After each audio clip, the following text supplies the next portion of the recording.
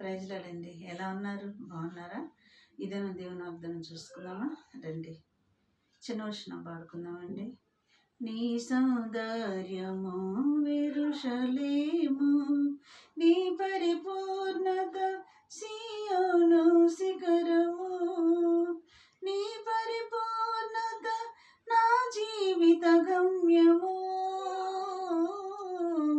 నీ పరిపూర్ణత నా జీవిత గమ్యము,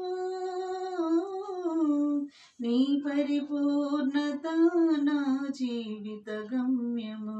నా స్తుతి పాత్రుడా నా యేసయ్యా, నా ఆరాధనకు నీవే యోగ్యుడవయ్యా, నా స్తుతి పాత్రుడా నా యేసయ్యా. ఇది నా దేవుని వాగ్దానం చూసుకుందామండి. 2 సమూయేలు 7:28 చూసుకుందామండి. యెహోవా నా ప్రభువా, మేలు దయచేయమని నీవు నీ దాసుడినైన నాకు సెలవిచ్చుచున్నావే. నీవు దేవుడు గనుక నీ మాట సత్యము. దయచేసి నీ దాసుడినైన నా కుటుంబము నిత్యము నీ సన్నిధిలో ఉండునట్లుగా దానిని ఆశీర్వదించుము.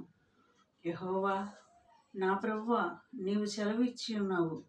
నీ ఆశీర్వాదము నుండి నా కుటుంబము నిత్యము ఆశీర్వదించబడును గాక. ఇది నా వాగ్దానం అండి. ఈ వాగ్దానాన్ని బట్టి మనం ప్రార్థన చేసుకుందాం. కళ్ళు మూసుకోండి. స్తోత్రములు ప్రభువా యేసయ్యా. నాయన, నీ మాట సత్యం కాబట్టి నువ్వు ఇచ్చిన మాటలు మా పట్ల నెరవేర్చడానికి నీ కృప దయచే తండ్రి.